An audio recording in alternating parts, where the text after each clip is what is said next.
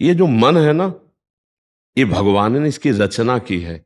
इंद्रियाणाम मनश्चास्मि, कह रहे इंद्रियों में मैं मन हूं, और त्रिगुण माया का इसमें भरा हुआ पूरा पॉइजन जहर है। आप देखो मन छोड़ के गंदी बात में ही जाएगा, नहीं जाएगा।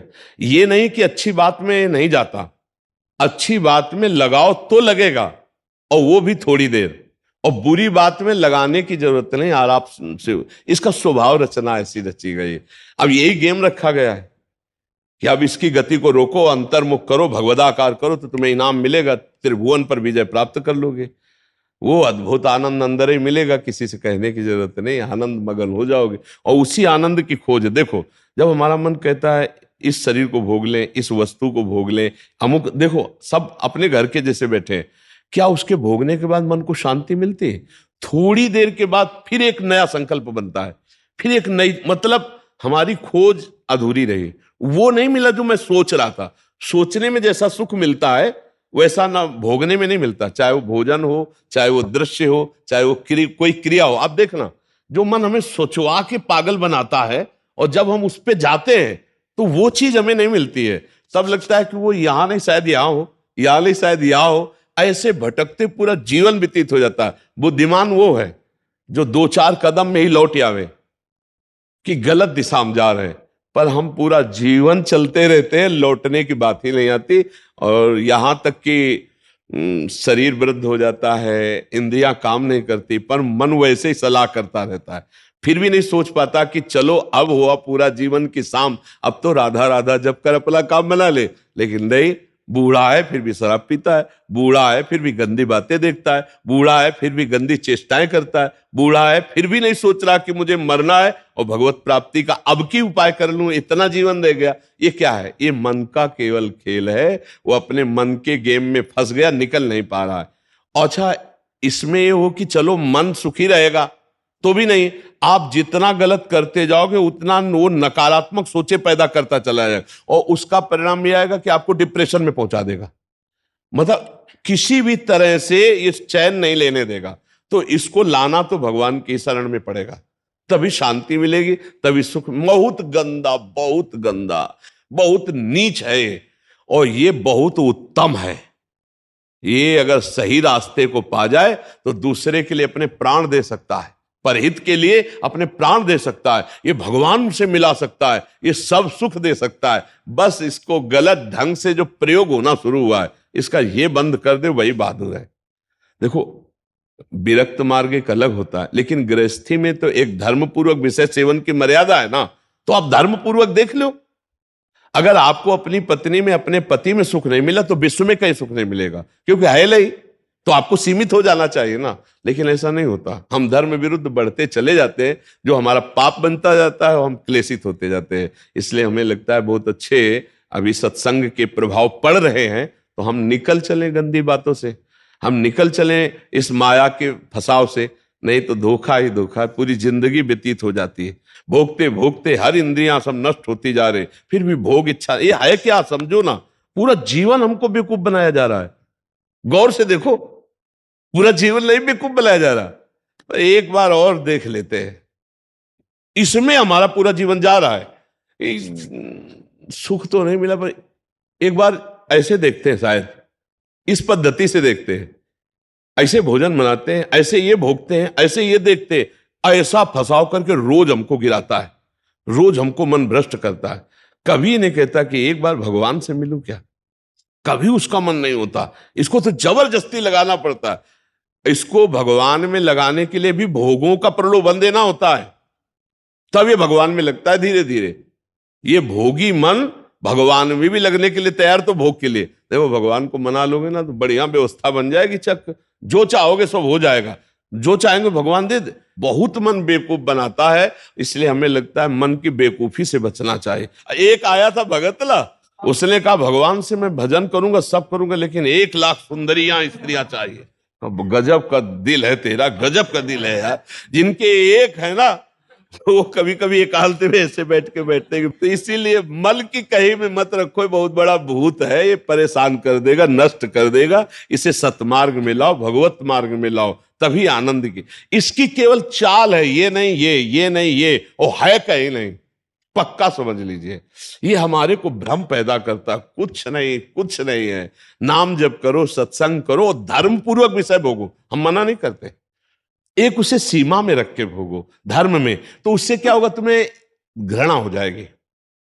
धर्म पूर्वक विषय भोगने से घृणा हो जाती है कि यार, और जो ये व्यसन करके और फिर इधर उधर मन, तो पाप के कारण बुद्धि ठीक निर्णय नहीं देती और बुढ़ापे तक पापाचरण, फिर दुर्गति को प्राप्त होते हैं। अभी समय है, अभी मन को समझा लो, मन को समझ, यही 5 भोग हैं, शब्द स्पर्श रूप रस गंध, इसी में मनुष्य फंसा है और इन्हीं भोगों से हमारी दुर्गति हो जाती है। बोलो अभी तक फाइनल में अगर बोला जाए तो अभी तक क्या है अपने पास, कोई अनुभव है क्या? बस एक ही है कि एक बार और चांस मिल जाए, बस किसी भी विषय का, मतलब किसी भी विषय का, मन में हर बार ये रहता कि अब की बार, लेकिन कभी अब की बार पूरी ही नहीं हुआ। तो इसको रोकना जरूरी है कि भजन साधन, धर्म पूर्वक विषय सेवन और समाज की सेवा। कभी एक बार ऐसा करके देखना, कोई बूढ़ा ऐसा भूखा प्यासा फुटपाथ में पड़ा हो और उसको कभी अपने घर लाना, नहलाना धुलाना, कपड़े पहनाना और भोजन पवाना, फिर वो जब तुम्हारी तरफ देखेगा तो तुम्हें जो सुख होगा वो जिंदगी में किसी भी भोग में नहीं मिला होगा। आप लिख लेना हमारी बात। कभी कोई बीमारी से तड़प रहा हो, किसी के सेवा का वहां कोई अवसर नहीं है और आप सेवा का अवसर देकर उसे आप स्वस्थ करो, आप अस्पताल ले जाओ, फिर जो आपको सुख मिलेगा हम आपको कैसे बताएं। वो भगवान का आशीर्वाद होता है। जब कोई बूढ़ा, कोई बीमार, कोई असहाय, और जब आप उसकी सहायता करते हो तो उसके हृदय से जो आशीर्वाद, वो सुख जो मिलता है।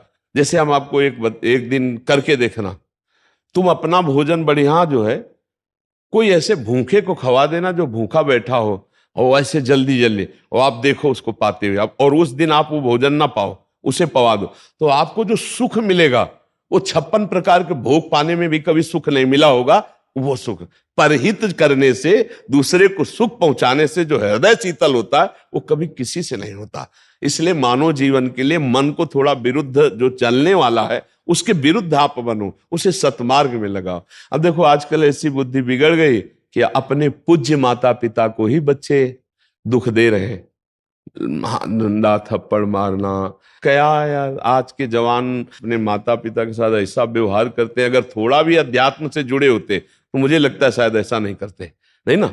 धर्म से जुड़े होते, अध्यात्म से जुड़े होते, ऐसे माता पिता तो भगवान होते हैं। उनकी आंखें नहीं, उनको नहलाओ धुलाओ, किसी मंदिर जाने की और जरूरत नहीं, उनको भोग लगाओ, उनको पवाओ, उनका जो आशीर्वाद है लोक परलोक तुम्हारा सब बना देगा। लेकिन जब अध्यात्म से नहीं जुड़े तो लगता है कौन इनको, तो ये क्या है, ये है मन का वो पापी मन। देखो कैसे पाप कराता है, कैसे निगेटिव चलाता है कि अब ऐसे पुत्रों की क्या दुर्गति होगी। तो कभी अगर ऐसा अवसर किसी को मिले कि कोई फुटपाथ में ऐसे तड़प रहा हो, तो आपको जरूर लगेगा कि काहे को बोझा ले, लेकिन आप उसका अगर बोझा ले लिए तो भगवान तुम्हारा बोझा ले लेंगे। जन्म जन्मांतरों के पाप नष्ट हो जाते हैं जब ऐसे दीन दुखी आशीर्वाद देते ना, उसे भगवान का आशीर्वाद समझना। और जब माता पिता अंदर से साफ देते ना कि भोगोगे, तो फिर भगवान भी नहीं टाल पाते, फिर भोगना पड़ता है। इसलिए धर्म से चलो, किसी का अपराध मत करो, गंदी बातों में मन को न जाने दो, खूब नाम जप करो, यही मनुष्य जीवन का लाभ लो। मनुष्य जीवन एक दिव्य जीवन है, इसका एक दिव्यता का लाभ है। यार देखो, अगर हम ना चाहे तो पूरी बाजार से निकल जाए कोई सामान, दुकान की आके हमारी लिपट थोड़ी जाती है।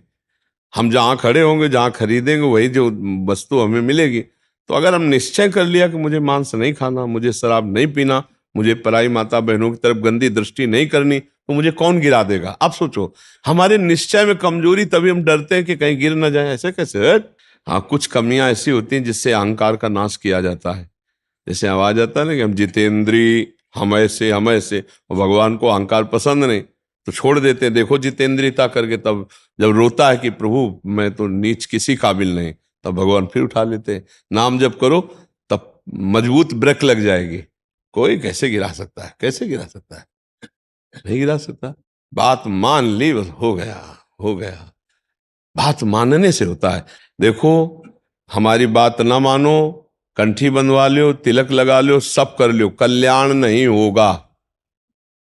हमारी बात मान लो, कल्याण हो जाए।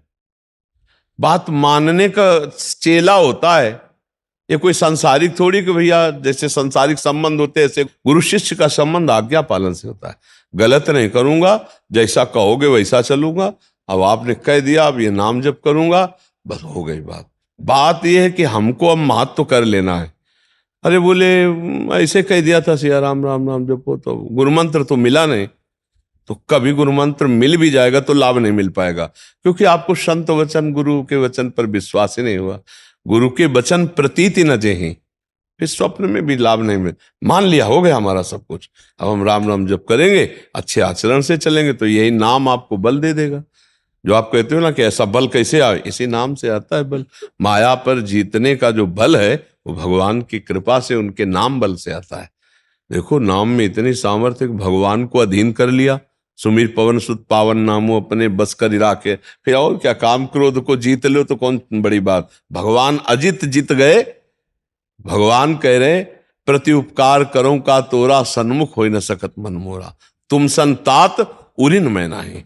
नाम जप करते हुए समाज सेवा, भगवत सेवा, माता पिता की सेवा, बस इससे बढ़िया वो साधना क्या है।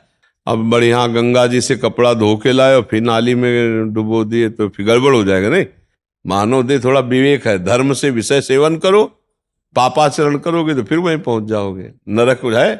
कर्मों की बड़ी गति है, इसलिए नाम जप कर लो और ये जीवन सार्थक। अच्छा, नाम जपने में सबसे बढ़िया बात ये कि इसमें हम बैठने की बात नहीं करें कि आप पद्मासन लगा के बैठो। हम दिन भर काम करो, राम राम राम राम, अंदर से राम राम चल रहा, फावड़ा चल रहा, राधा राधा राधा राधा, हर काम होता रहेगा। जब युद्ध हो सकता है मामुनिस्मर युद्ध से, तो युद्ध से खतरनाक कोई काम तो है नहीं। दूसरे की गर्दन काट ली, अपनी गर्दन बचानी युद्ध में, और भगवान अर्जुन को कह रहे मेरा स्मरण करते हुए युद्ध कर, तो इसका मतलब भगवत नाम जप करते हुए सब काम हो सकता है। ठीक है, तुम नाम जप करो और अच्छे बनो, इसी जन्म में भगवान को प्राप्त किया जाए, भगवान की स्मृति में डूबा जाए। अगर आपने भगवत प्राप्ति का कार्य इस जन्म में पूरा नहीं किया तो पहला दंड आपको मिलेगा बिना किसी कर्म के, इस बात का कि आपने भगवत प्राप्ति क्यों नहीं की, आपको चांस दिया गया। जैसे बहुत सरलता से हम समझाते हैं कि जैसे हम आपको विदेश भेजें सरकारी, भारत के संविधान के अनुसार, आप भारतीय काम कीजिए, जाकर भारत के लिए आप ये काम कीजिए, और आप वहां जाकर जाने के लिए तैयार हो कि हमें वहां गाड़ी मिलना चाहिए, बंगला मिलना चाहिए, हमारी सारी व्यवस्था होनी चाहिए, तो सब व्यवस्था भारत सरकार ने कर दी।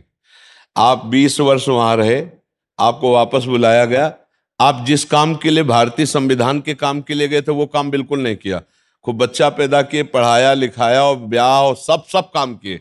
अब आप बोलो भारत सरकार आपको दंड देगी कि नहीं देगी? तो देगी ना, क्योंकि आप प्रधान कार्य के लिए ही सुविधा आपको सारी दी गई थी।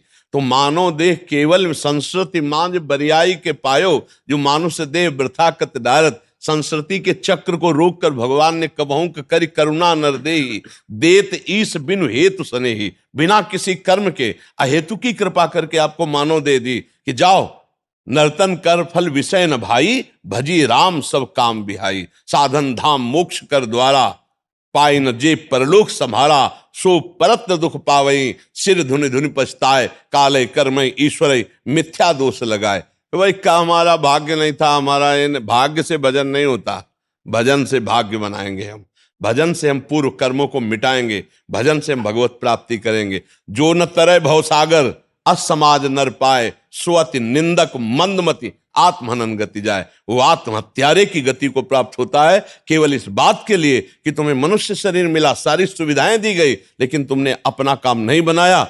83,99,999 योनियों में कोई एक भी ऐसी योनि नहीं जिससे हम भगवत प्राप्ति कर सकते, केवल ये मानव देह थी, और उसको तुमने विषय सेवन में प्रपंच में नष्ट किया, तुम विशेष दंड के पात्र हो। कृपा हुई और तुमने उस कृपा को ठुकराया, अब भोगो अन्य योनियों में। अब पता नहीं फिर किस कल्प में भगवान की कृपा होगी और मुझे मनुष्य शरीर में, इसलिए मुझे इस जन्म में भगवत प्राप्ति करनी ही करनी है, इस पे हमें छूट नहीं रखनी। अब भगवत प्राप्ति किसे कहते हैं समझना तो पड़ेगा ना, कि भगवत प्राप्ति किसे कहते हैं। मोक्ष को तो समझे, तो मोक्ष ऐसे थोड़ी होता, उसके लिए साधना बहुत कठिन साधना है। स्थूल सूक्ष्म कारण तीनों शरीरों का राग त्याग करके स्मृति उसकी, इसकी स्मृति का भी त्याग हो जाए, तब वो अपने स्वरूप में स्थित होता है। बड़ा कठिन, ज्ञान के पंथ कृपान के धारा, और परत खगेश लगे निवारा। अब इसको सरल सहज भाव में ले लो। जिसकी अखंड स्मृति भगवान की होती है वही मुक्त पुरुष है और वही भगवत प्राप्त पुरुष है। हर समय तुम्हारी याद में भगवान का नाम चलता रहे। राम कृष्ण हरि जो नाम प्रियो, अपने तो वृंदावनवासी राधा राधा रटते।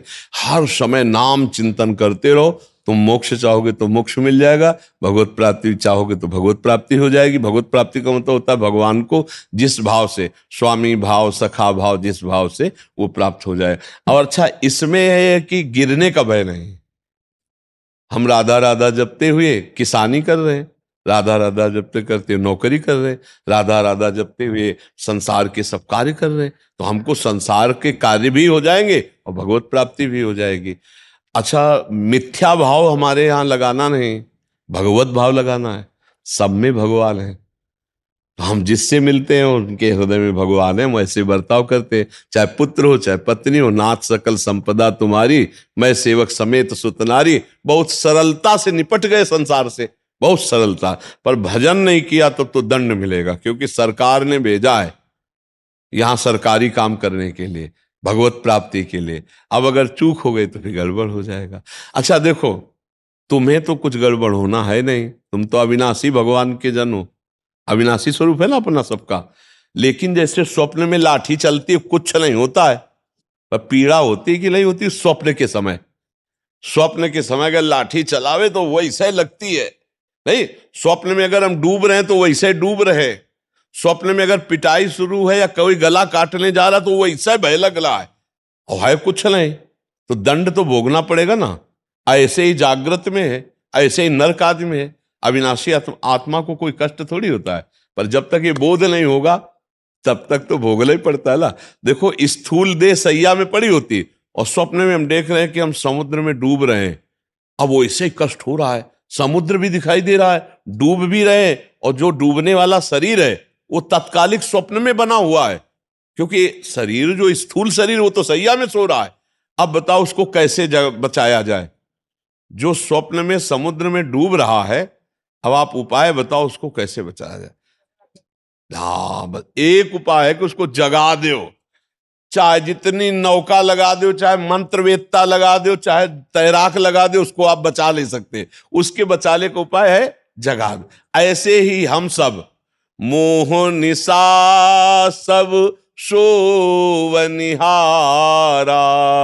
देखे स्वपन अनेक प्रकारा, यही जग जामिनी जागे जोगी, परमारथी प्रपंच वियोगी, जाने सुत वही जीव जग जागा, जब सब विषय विलास विरागा।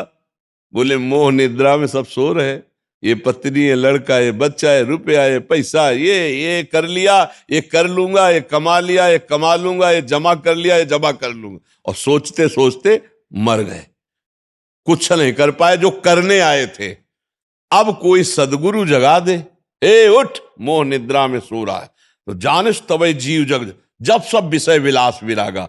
तभी जानना सत्संग का रंग चढ़ रहा है, जब गंदी बातें छूटने लगे और अच्छे आचरण होने लगे और भगवान नाम जप होने लगे, तो जान लेना आप जाग रहे हैं। और जग गए तो स्वप्न के जैसे सारे दुख मिट जाते हैं, ऐसे तुम्हारे सारे पाप, दुख, चिंता, शोक सब नष्ट हो जाएंगे। पर जगना पड़ेगा, बिना जगे नहीं हो सकता। बिना जगे एक ही उपाय है, जगना पड़ेगा, अर्थात भगवत प्राप्ति करना पड़ेगा, नहीं तो दुख से पिंड नहीं छूटेगा। है झूठा पर बहुत जोर का फुसकार मार के काटता है। झूठा सांप है, रस्सी का सांप, पर ऐसा काटता है, वो ऐसा अनुभव होता है कि जहर चढ़ गया पक्का। देख लो सब पूरा जहर चढ़ा हुआ है और कुछ नहीं हुआ। आत्म तत्व को ना कभी फर्क पड़ा था, ना पड़ रहा है और ना पड़ेगा। पर भैया ये स्वप्न है, बड़ा दीर्घ स्वप्न है, इससे जगो, उमा कहूं मैं अनुभव अपना, और सत हरि भजल, और जगत सब सपने में हो। ना कोई माता था, ना कोई पिता था, ना है और ना रहेगा। ऐसे ये रूप एक दिन नहीं दिखाई देगा, लाख उपाय कर लेना, मिट्टी में मिल जाएगा, खत्म खेल। ना पहले था ना बाद में रहेगा, बीच में प्रवचन कर रहा है, इसका क्या भरोसा।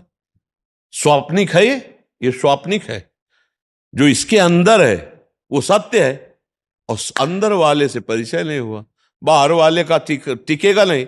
भाई इसी में हम झूठे में मारे जाते हैं, हर जन्म में मारे जा रहे हैं हम। झूठे से प्रेम करते हैं बाहरी, और वो टिकता ले, और जो अंदर का है उससे प्यार हुआ ले, खाली हाथ फिर। तो एक बार तो यार इस पर विचार करो कि मेरे जीवन का परम लाभ क्या है? भगवान का चिंतन, भगवत प्राप्ति।